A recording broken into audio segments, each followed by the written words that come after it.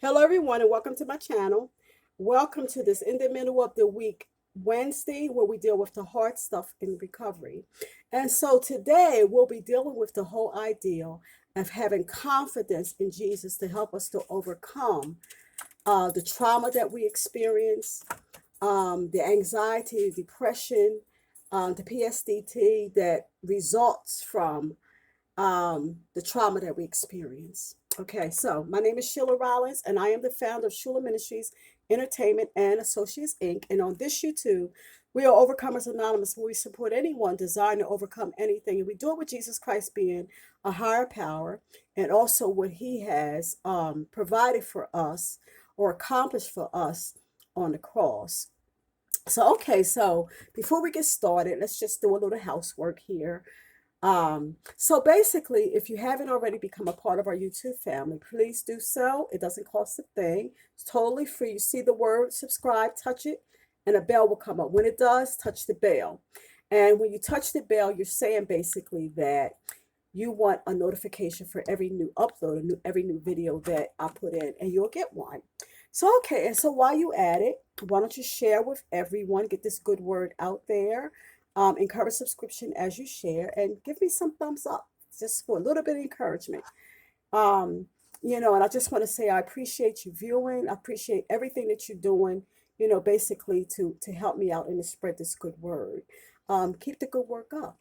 And so if you get a chance, check me out, with the vegan meat alternative size, non-dairy ice cream, and other desserts. Everything just about is basically $7.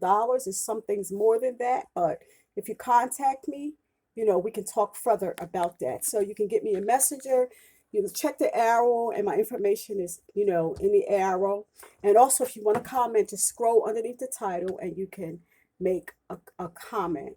So okay, so basically, what comes to mind for me is like I was thinking about the story of David. And if you can remember with the story when, David came to the war zone basically, to check on his brothers and, take them some victuals and to, bring a report back for their dad. And while he was there, remember, he heard Goliath basically, throwing a reproach out to the people of God and basically to God himself. And so, David, having had an experience with God, in dealing with a lion and a bear, and using the power of God to destroy a lion and bear with a slingshot and some stones. And so basically, when the king found out that they could not talk him out of wanting to fight Goliath, he brought him to his, I guess, his chambers and let him try on his armor. And so, in David trying on the king's armor, he found that he didn't have any confidence in it. He had never used it in a battle. He had never, experiment or had an experience with using the king's armor. And so, basically, the Bible talks about that, God does not deliver or save with many or much or with swords and all that kind of stuff. It's just the power of God. And so while David used a slingshot and a slingshot and a stone, God could have used anything. He could have used a rose petal. It could have been anything. It was just the power of God. But the whole conversation is about confidence. And so, this is one of the reasons why a lot of people refuse to accept Jesus as Lord. They are okay with accepting him as their savior, recognizing the fact that he died for them, to give them abundant life and forgive their sins and that kind of thing. But when it comes to, especially, allowing God into the areas of trauma, areas where, people are dealing with the results or the residue that follow as a result of being, abuse, mental abuse, physical abuse, sexual abuse, whatever kind of abuse that it is. And so, you know, for the most part, people have rendered Jesus powerless because He didn't stop the abuse. He didn't intervene in any kind of way. And so now is the time. If there's ever was a time, there's nobody else that we can go through.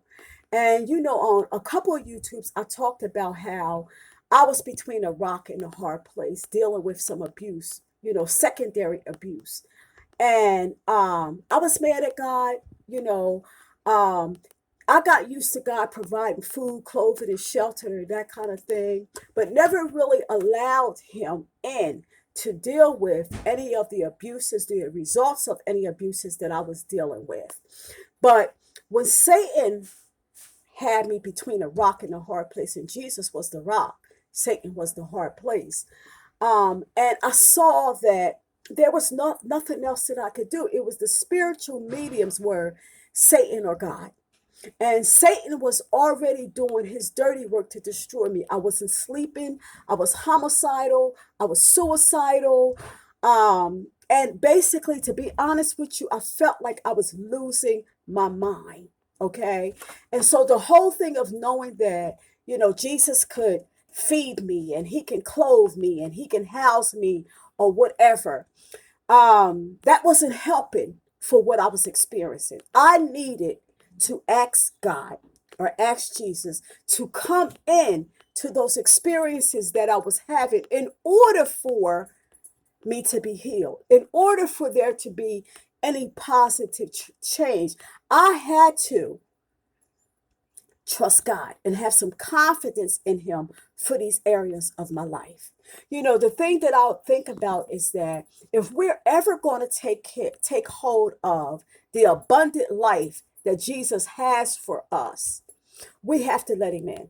I mean, we self-medicated on, drugs and alcohol and sex and relationships and fashions and, all kinds of things that if you, the truth be told, that did not help.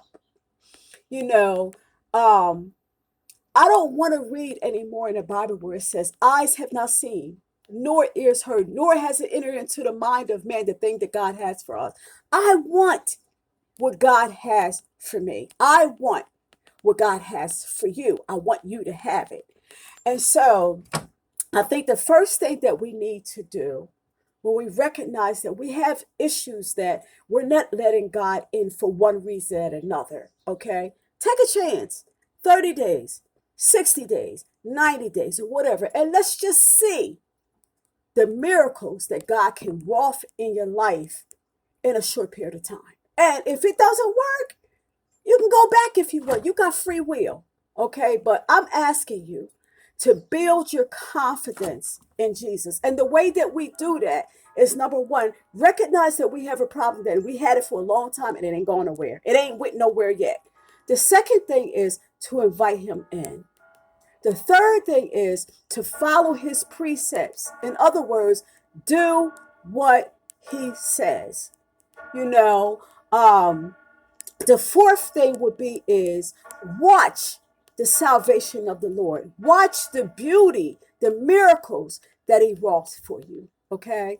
So comment down below if you had an experience where you felt between a rock and a hard place, and because of maybe some abuse that you dealt with years ago, you found yourself, self-medicated, dealing with anxiety, dealing with depression and that kind of thing. And you just did not see things getting better until you asked Christ in.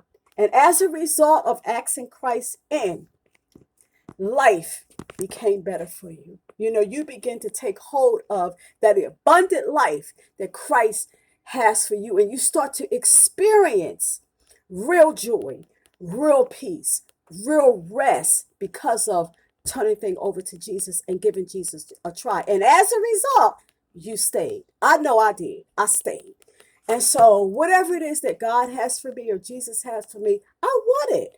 I don't want him to keep on saying, eyes have not seen, nor ears heard, nor has it entered in my mind. No, I want what God has for me. I love you. This is all I have for you. Now unto him that is able to keep you from falling and to present you faultless before the presence of his glory with exceeding joy. To the only wise God, our Savior, be glory and majesty, dominion and power, both now and ever. I love you. See you in the next YouTube.